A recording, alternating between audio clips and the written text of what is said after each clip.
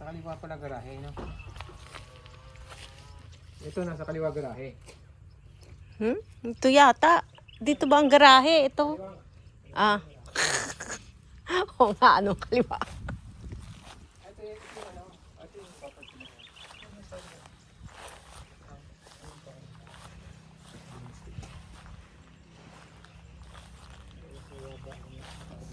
Ano lang, mga 4 feet.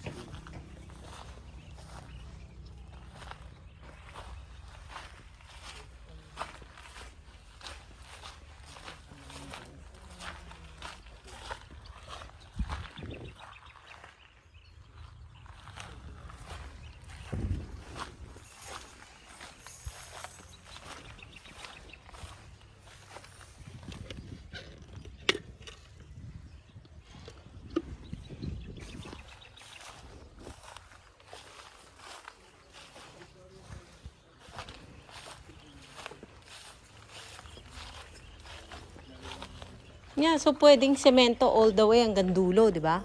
Para parking. Hindi, wag dito. Pwede ka maglagay ng halaman, di ba?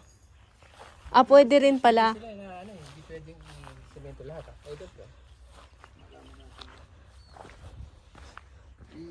Kilala ka para kung may tanong kami sa'yo. Coordinate natin sa kanya. Kahit fake grass, pwede. Parang kulang yung gutter lang. Ganyan lang pala. Yung gutter lang. Di ba? Pwedeng fake grass dito. Sa harap. Ano ba yun? Butas ko.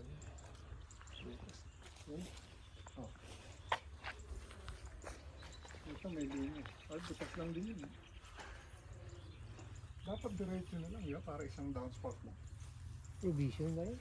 Provision.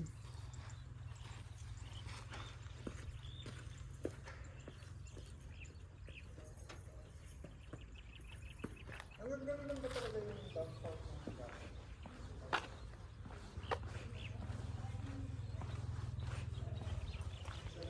Ito, ano to? Water lang.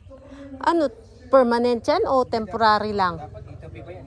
Ganun din na nakita ko dyan, nakaharang eh. Paano kung papasok kayo mo, nandiyan dyan sila nakalagay eh. Eh, usually, tinatabila ko. So, Para hindi tatamaan. so ibig sabihin temporary lang to? Hindi, dapat doon nila ilagay yan. Pausog natin yan. Eh, daanan lang. Oo nga eh. Mapausog.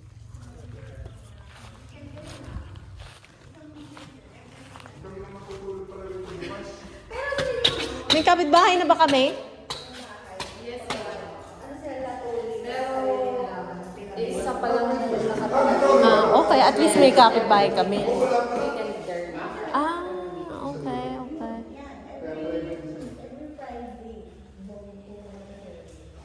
Ano nga yun? Hindi, sabi nga na Ah, so wala pala to. lahat ng binili niya siya. Ito lang talaga. Okay lang. Hindi kasi yung later part, nagbenta na sila lote ng pero nung house and lot lahat.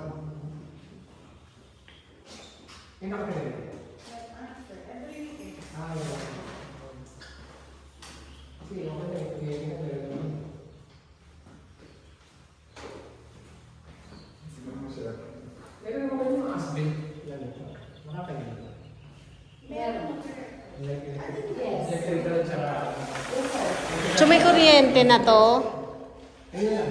Yun lang. Ay? Yeah, ayun yung ano. Ay, kailangan mo pala magbalagay ng ano dito, yung screen, para pwede siyang buksan. Oo.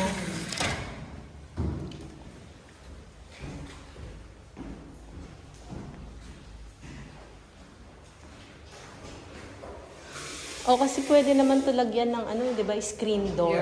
Tsaka yun doon, no, para at least pwede mo buksan, meron kang airflow. Yeah. open lang Oo, ito. yeah.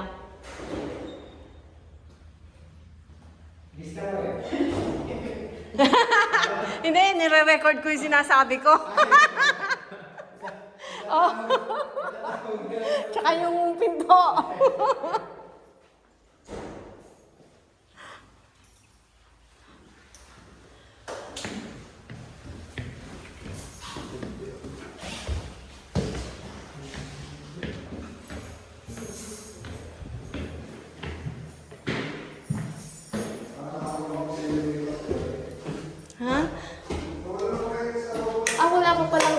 bumbilya.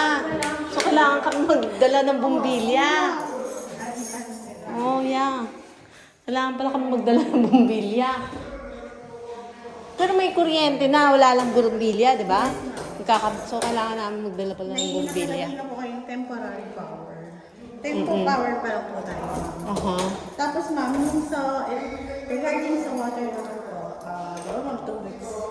Ilang by yung mga 2 weeks po kayo? Yun ma'am, kasi parang meron po kayong gagawin. Kasi di nyo naman maubos yung water. Pero yung minimum po kasi around 500 ata. Tapos pag nag-exceed na po kayo, free of charge na po yun. Kasi a temporary power pa. Okay, Wala okay. po silang meter. Mag-a-apply ba kami? Yes O, po. okay. Sila admin na rin po yung magsasabi ng paano pag-a-apply naman nun. Oo. Mamaya ma'am, after po kasi nito, may orientation po tayo kila admin. Okay. Kaya kung may ano po kayo, syempre sila po mas Okay. Yun yung property manager ba? Yung property management po nila. Bali sila admin assistant po yung magsasabi sa inyo. Para ano din po nila, alam po mag-start na sila ng association. Oo. Magkano alam mo ba? So, po yung 50 ma'am, per square meter. Okay. Tapos quarterly po yung pagbabayad nun.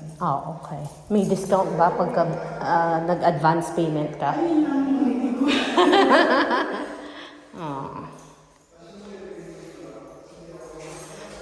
Tapos ma'am, yung parang yung palang sila, less po sila.